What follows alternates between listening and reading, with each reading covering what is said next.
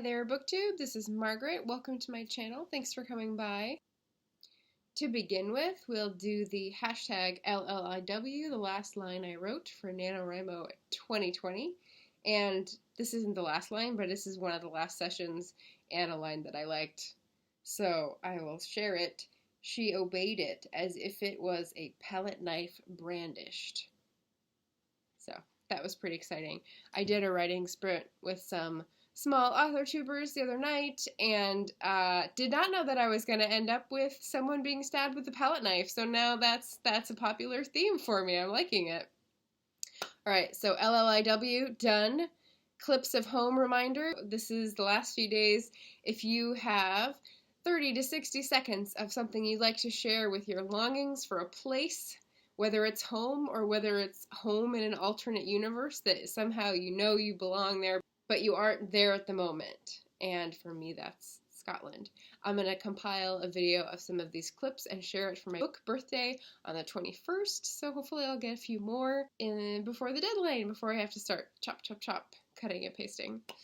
Also, to celebrate the book birthday, that weekend, my book, The Keening, will be on sale on Ingram, so wherever it's sold via IndieBound or bookshop.org, or your local bookstore can order it, whoever you want to patronize. It'll be like 40% off or 50% off, whatever I can do and not be negative with my printing costs. That's to encourage people to give it a try, celebrate the series, hope you like it, and go on with it with the second and third in the series. Today's video is going to be for Veterans Day. So here in the US, it is celebrated for World War I's effort of all the people who are veterans in the armed forces. And we celebrate their courage and bravery today and thank them for their sacrifice, their willingness to be out there on the front lines for whatever America deems worthy. So I thought I would do a video on my own experience with the veteran experience vis-a-vis books and how they've taught me about war through veterans' eyes.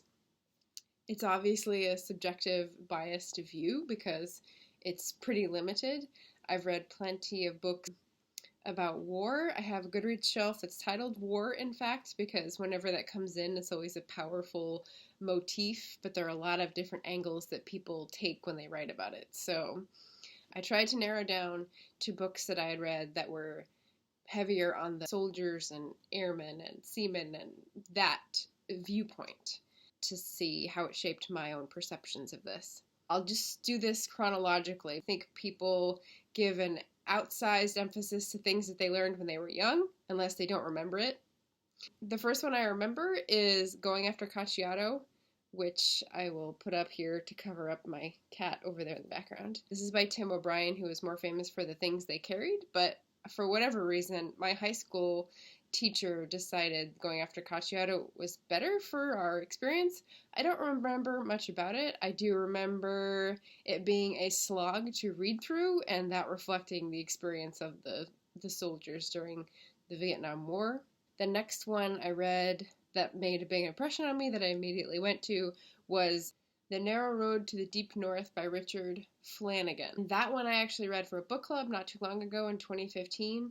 It was a sort of random pick, and it was about the experiences of prisoners of war of the Japanese in East Asia, and it was mainly Australian prisoners of war, and so it also jumped in time to when they were working on the railroad during the war versus how they were recovering and dealing with reality after the war.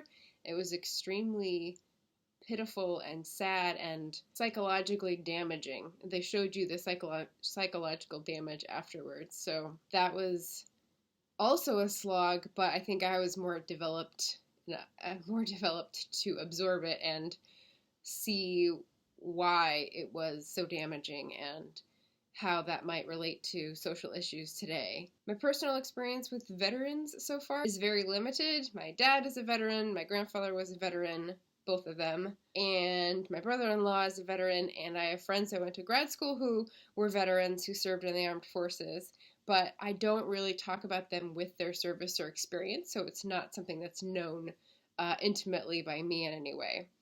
And the other impression I have of veterans and the armed services in the U.S. is that it's a political football. I feel this is something that happens in America that doesn't happen in the UK, just to give like a country to compare to. I'm not sure about Canada. I don't have the reference there. But I went to a play that was about the veterans of the Iraq War's experience, and it was comparing units that were from the UK and from the US and what they'd gone through and how they were processing it and how they were treated at home. That was in DC in like 2011, I guess. And so that's what I'm drawing on for this sort of comparison. It's such a saber rattler for the Republican Party to say that they support the troops, and it's assumed that Democrats don't because they don't support the wars as often, even though sometimes they do. So my experience of veterans' experience is colored by the fact that they're so politicized, and so sometimes that means you don't want to touch it, you don't want to talk about it. Sometimes that means that it's a lightning rod issue for people to talk about. So I'm doing it anyway because it's a holiday, it's a national, nonpartisan thing. So might as well talk about it. Communicating is the way to leap past assumption, as I learned from Marilyn today. So that was a great four agreements learning. So I talked about the high school experience, the book club experience, and then the next thing I can go into is an even more recent read, which is The Night Inspector. I'll put this up here as well. This was a random used bookstore find, and I picked it up because it purported to be a novel about someone who knew Nathaniel Hawthorne when Hawthorne was a broken down customs inspector after his big success, and he was scrounging for money again and had family troubles, and someone came along who had an alternate agenda and tried to be his friend to get a connection into the customs world, to do something a bit below board. And there was a lot going on in that book that was not related to Hawthorne, so that was sort of a claim to fame to get people to pick it up, I think. But there was a lot in that book that related to the Civil War experience and someone's trauma from that, and how he tried to do right and how that went wrong, and how it sort of crippled his relationships with people afterwards, and how that is still relevant today because of how inhumane the war theater made him act and made him react to awful experiences. So that was very gruesome, very graphic, and a lot other stuff going on in that book as well. But it was interesting. It just wasn't that enjoyable an experience as a book. Then we come to a whole nother category, which is veterans that are spies, which of course is the fiction world. I have some good examples in this genre. We have The Secret Agent by Francine Matthews. This is a fictionalized account of what might have happened to a spy who disappeared, who they never tracked down, and who may have just walked off and gone native in Southeast Asia after the Vietnam War. We have the Maisie Dobbs series, which is the favorite of mine, which came up recently. I don't think I put it in my recent favorites because there hasn't been a recent favorite, because she's been working on a memoir and we haven't had a new Maisie Dobbs in like a year and a half, so it wasn't on my radar, but it's a favorite series. The Prisoner in the Castle I recently read in the last, 3 months or so, and The Huntress I'm listening to right now. So with those, we've got the Vietnam War, World War I, World War II, and World War II again.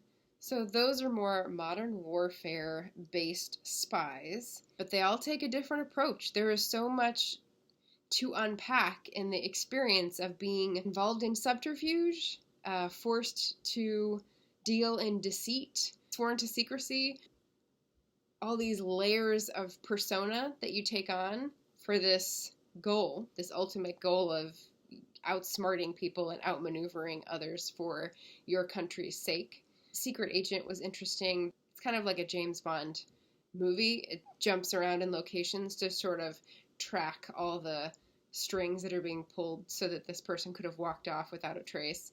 So it was very cloak and daggery.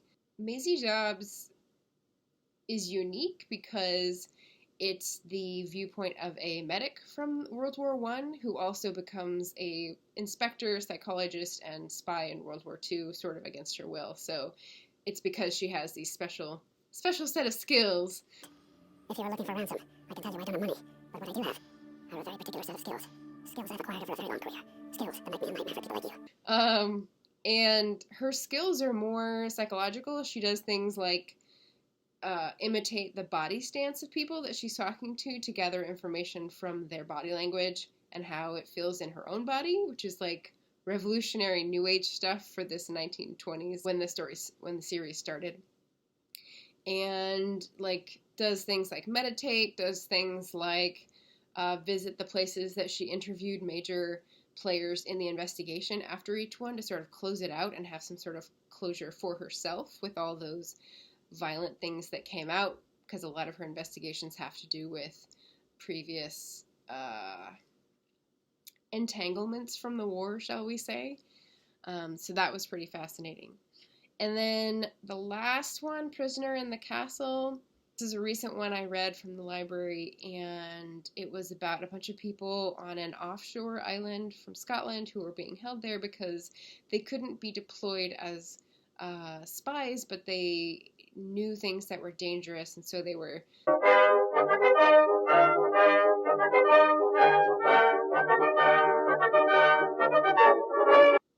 until the end of the war. It's one of those moves of the British government that is highly questionable because, I mean, what were you going to do with those people? They would always be a security risk, but it's extra legal and unconstitutional. I know they don't have a constitution. They have a different sort of tradition, but anyway, that's my lens. I would see it in as, what are you going to do? The problem solves itself, as you'll see if you read the book. It's kind of like a mix between,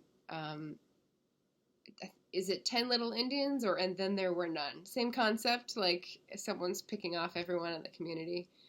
We don't really get a sense of the war going on except for the feeling of these people who want to be of use to their community, but they can't because their government considers them too much of a risk, which is a very powerless position to be in. So I don't know if that's a widely held soldier's viewpoint. It doesn't seem like it would be. Very special case, but that made it an interesting spy novel. Oh, I have 2 more categories. Poetry. So Brian Turner. Yes, Brian Turner is a war poet. He writes poetry, he writes essays, and Sean Davis is how I came to know Brian Turner's poetry, because Sean Davis ran a writing workshop series out of the VFW post here in Portland, and it was amazing. And Sean Davis is amazing. He's a local activist and community organizer, and altogether amazing human being. So I will put those 2 names up there and in the description box so you can check them out.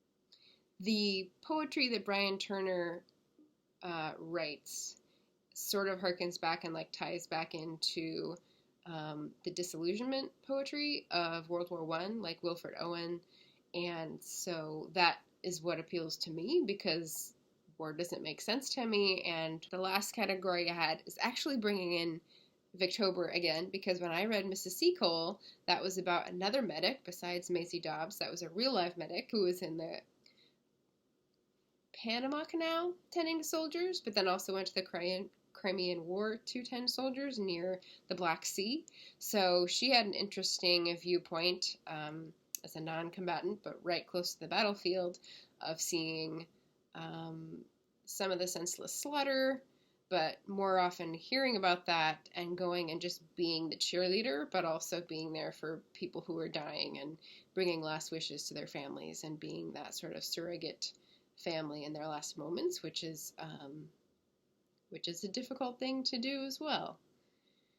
So here's to the medics, here's to the volunteers, here's to the veterans, and here's towards working towards a time when America is not at war. How about that? Well, heavy subject today, but I hope you have some quiet time to reflect on veterans in your life, how to thank them, how to show your gratitude, how to really think about how you want to be represented by your military. It's worth a think. All right, thanks for stopping by. The next video will be much lighter and more cheerful. Thanks for hanging in there, and I'll talk to you soon.